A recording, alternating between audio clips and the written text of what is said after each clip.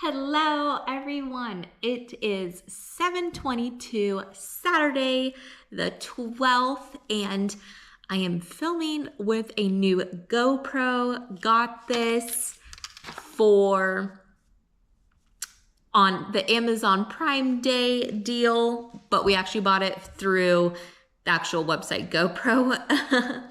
So I'm curious to know how the quality is in comparison to using my phone. So we're going to try vlogging with the GoPro, test it all out. And yeah, so the plan is for today, having breakfast, and then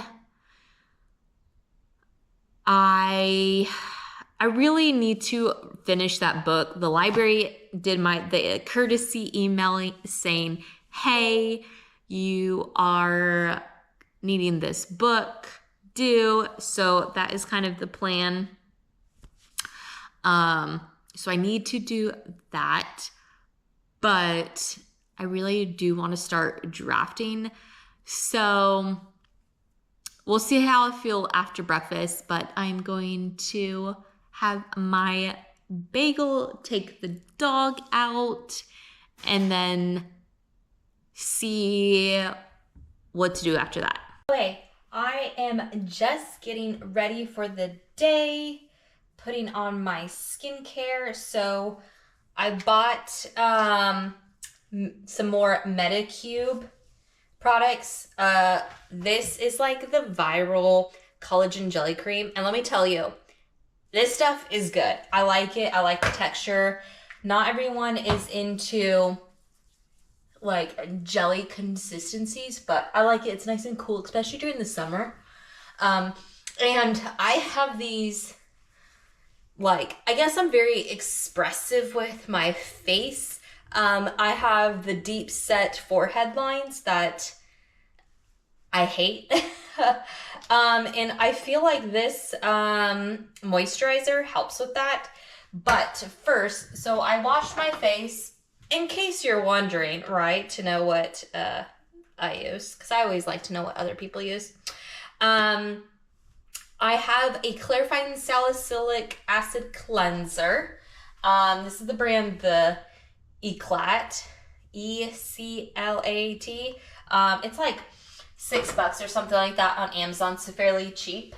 And then I have the CosRX, the Propolis Synergy Toner. So it has the propolis extract and honey extract. This is good, but I feel like I like the hydration of it, but honestly, for the price, I did get this off, I think Style Vana or one of those others that have like imported from Asia. But this, I feel like it didn't really do as much as what I was hoping. So I'm going to finish it, but this is the toner, and it's like a viscous toner. So it's not like super thin or anything. So I put that on, and now I just put on the Medicube. This is the triple collagen serum.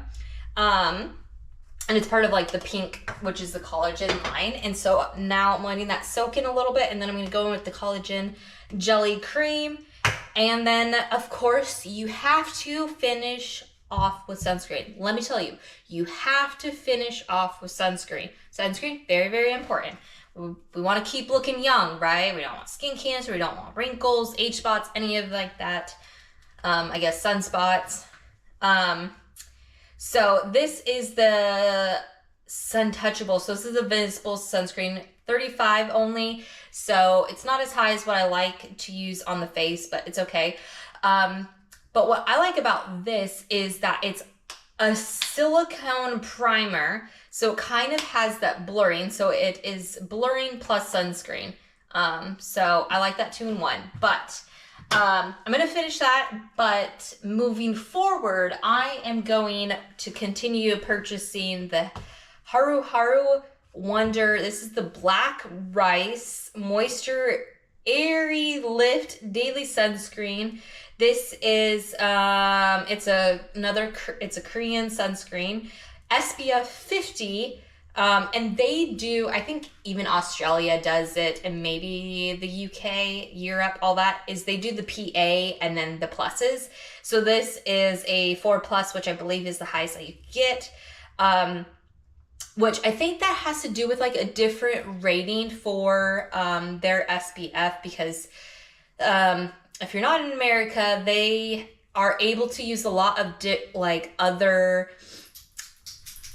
like sunscreen chemicals compared to like what is allowed in the United States. So that is why I feel like Korean and Asian sunscreen is way better. Just because they have a lot more that they could use for sunscreen protection. And that's why, right, they have like the glass skin. So they know they're doing something right. But yeah, so it's very nice. I actually use it on my arms as well. It is essentially, it's a moisturizer feeling, so it's great. But I am just finishing up. And I got my coffee in my Christmas coffee cup. But yeah, I am hopping on the camera. I still got my little head wrap going on, my headband. But what I need to do is upload, I don't think I did it yesterday, is yesterday's video for today. So I'm logging on to YouTube, and my keyboard's not working.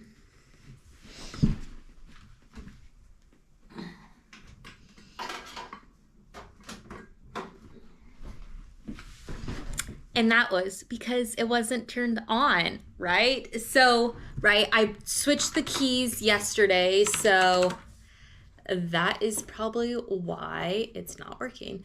So, hopping on to the YouTube. Hello, YouTube. Hi, thanks for watching. Okay, so let's see what I have going on.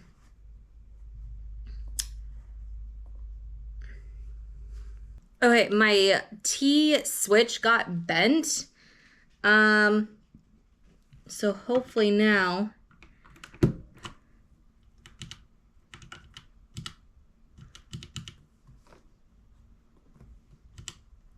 haha, I fixed it. I just needed to straighten out that pin. That would have been bad. Imagine like typing up all this like words and you never had a T. So it'd be like he, hiss, like that would be crazy. Okay, pulling up my Google Photos. Hopefully all the other keys worked, but yeah, let me flip you around.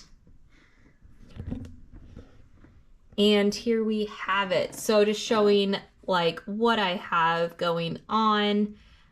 We are downloading all of these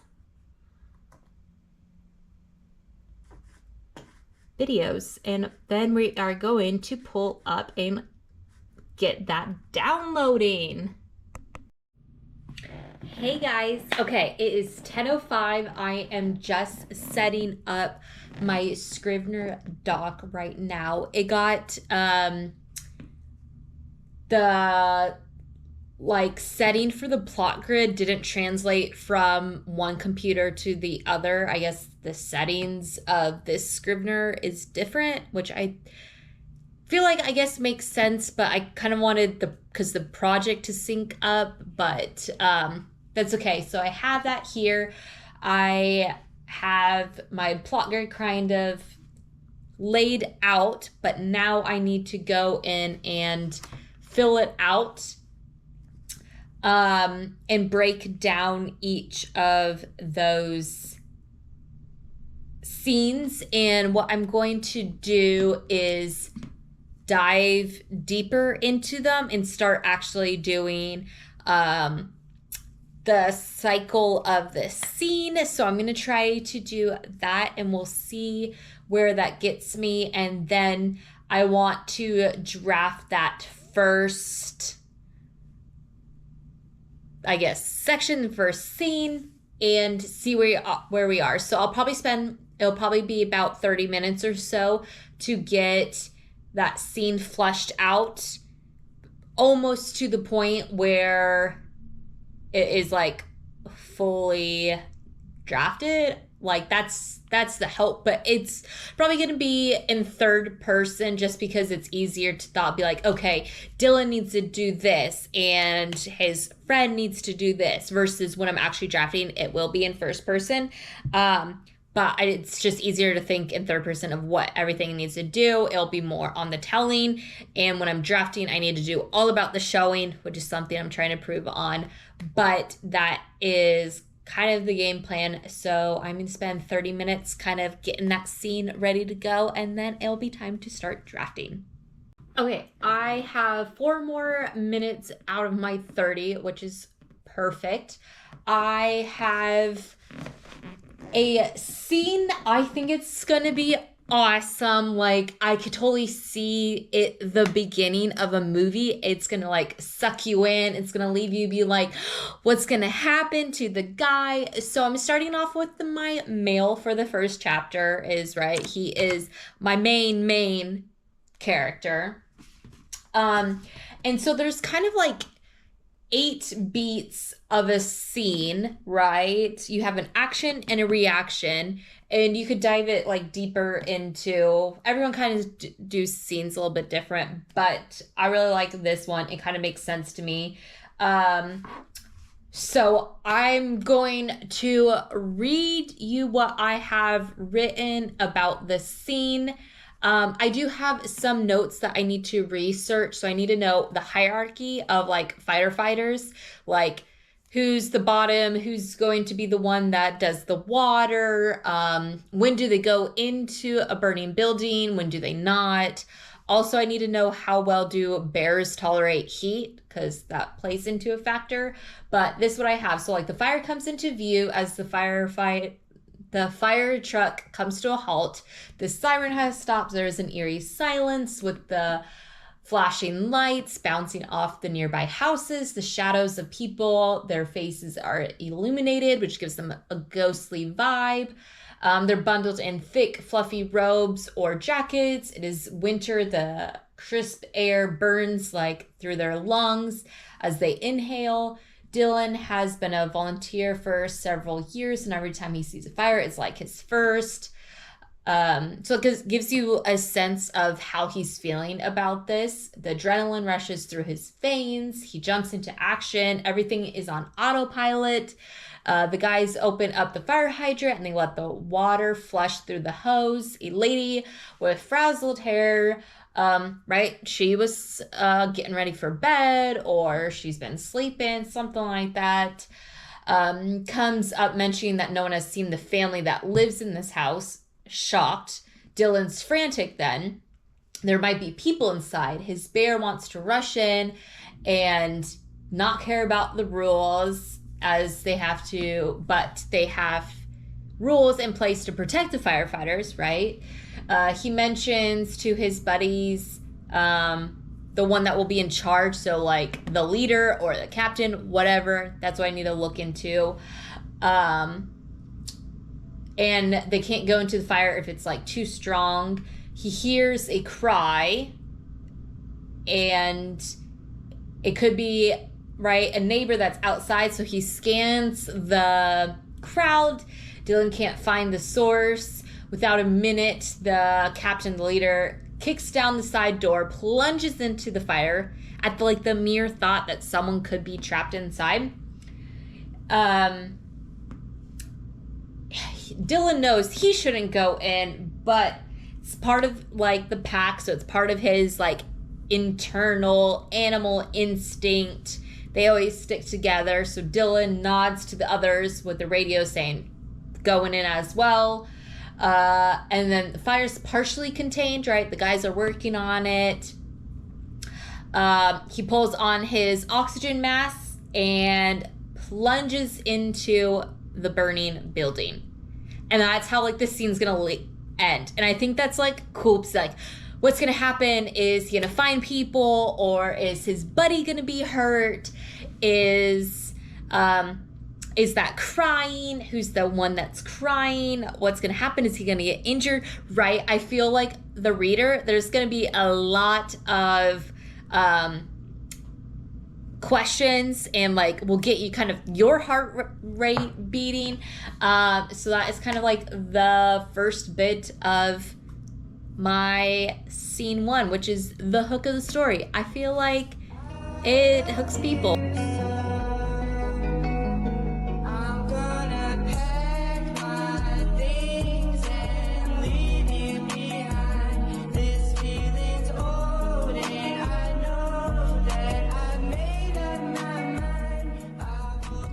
I just finished the first sprint. I got 530 words.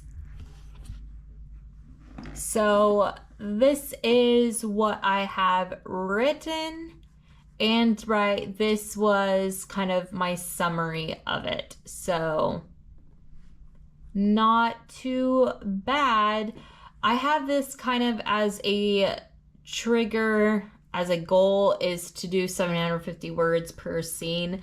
But 530, I feel like that's not too bad. One thing I normally like to do is dictation. So I like to speak my words and have the computer transcribe it from voice to text. And I think I'm going to do that, and that will help with time-wise, right? I spend 20 minutes kind of laying down the framework of that scene, which if I do that in dictation, that'll save a lot of time, right? I could speak in like 2 minutes what the scene I want. And then it will probably be a lot more words than I could push that to the actual scene for the draft. So I'm going to do that for the second one, which using my plot grid here, which is all about the disturbance. So we have Captain Rogers is going to emerge. He will have a bundle of joy in his hands. It's not very joyous because the baby is going to have like smoke inhalation, all of that. Not going to be very pleasant, but that is where I am. So I'm going to be doing the disturbance segment here, going to do dictation and go from there. Okay, so I just did I use Otter AI for my transcription software. So now what I'm doing is I'm going to Claude AI and being so like, please clean up this dictation text to be used in a new fiction story. And we are going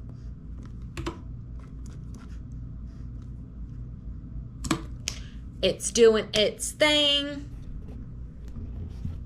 I want to see if you could see it.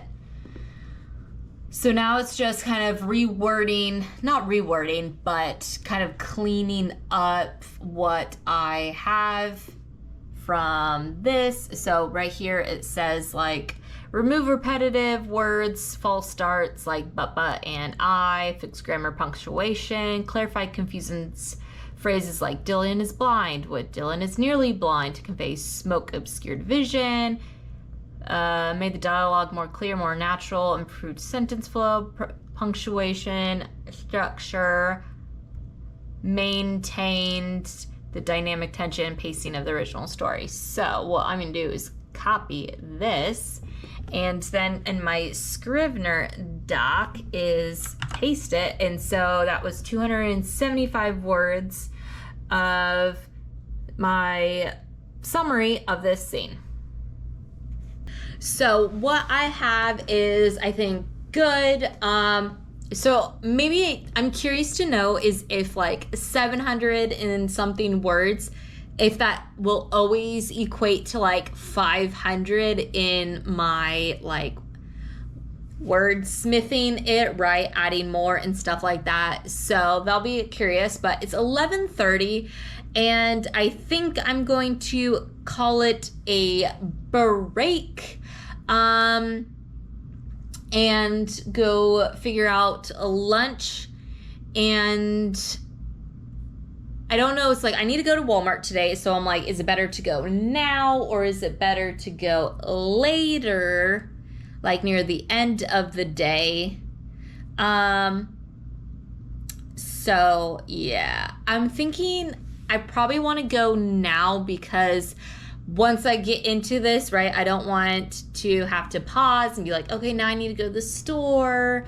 And like tomorrow, I want to continue. So what I'm going to do is not go anywhere tomorrow. So today I got to go to Walmart. I'm just going to go get ready, do that now, and then I will eat lunch and go from there. But yay, I am making progress on the second scene. So we got 500 words down. I'm hoping to get, I don't know, what's the goal for today? I'm thinking if I could do 2,000, that'd be awesome. If I could do even more, fantastic. But I still need to, I think this plot grid thing, I think it actually helps maybe. We will see as we finish the first sequence, but yeah, I'm doing a lot more, I would say, upfront work, which takes more time, but hopefully in the end it will all be worth it. But let's go to Walmart. I am failing so bad at this. It is 3:00 in the afternoon. Like the moment I sat down for lunch, everything just went out the window. Then I took a little short snooze. But I did read a little small snippet of the book, Conflict and Suspense. So at least I did that. And then I just got distracted with the internet and that. So here I am, and I'm thinking, I'm looking outside my window right now, and I'm like, ooh, it's not sunny, it's overcast, little stormy looking, but doesn't look like to be storming for now. And I'm like, should I be good and take care of the outside? So mow the lawn, pick the weeds, all of that stuff, which I'm like, I want to, but at the same time, I'm like, ooh, I need to get some words on the page, and there's just never enough time. I think my problem is that I don't want to do the work of all the prepping, and I just want the draft to be done, or I just want to do the prepping and not the actual writing. It's a struggle, guys. It is a struggle. So I'm just trying to think, and then I started talking to ChatGPT about creating a second brain in Scrivener, because I've been wanting to do it in Notion, and then I was like, no, I should do OneNote. But then I don't have the Microsoft Office suite, but you do get a free version of OneNote if you want, but it doesn't have all like the extra tools like that I would want, because I use it at work. And so I'm like, well, that's kind of stupid. I don't want that anymore. So now I'm just thinking, I'm like, why don't I just keep all my documents, housing, references, anything like that digitally in Scrivener? The one, I guess, downside is I cannot access it when I'm out and about on my phone. So I still have to have something else to make quick notes, which then brings me back to like my paper planner kind of vibe of always having some form of writing device with me at all times. I just don't know. I just don't know. So I'm actually curious to know what ChatGPT, if they're able to create the file, because it needs to be a Scrivener file. So I'm curious to know if it was able to do that. And just like, right, just really thinking about what I need to do today. How about, okay, it's 3:05 right now. If I write this, this scene, and I just realized I have laundry in the washer that has been done for probably a couple hours. I need to go do that. Okay, so I'm going to go do that. Then I am going to write the scene, right? I have it already like outlined, so I just need to write it, fill it in. I don't have to worry about it. I will be doing revisions. So I just need to get to fill in the blanks. But then, is it better just to do the whole book outline, right? So I'm doing like 200 words per scene. Just do all that, get that out of the way before actually doing the writing. There's too many decisions. I'm a very indecisive person, so this is a struggle. So maybe I need to go to my friend ChatGPT and have it tell me what to do, because right now I'm just very overwhelmed. And I need to do edits and I need to read the book.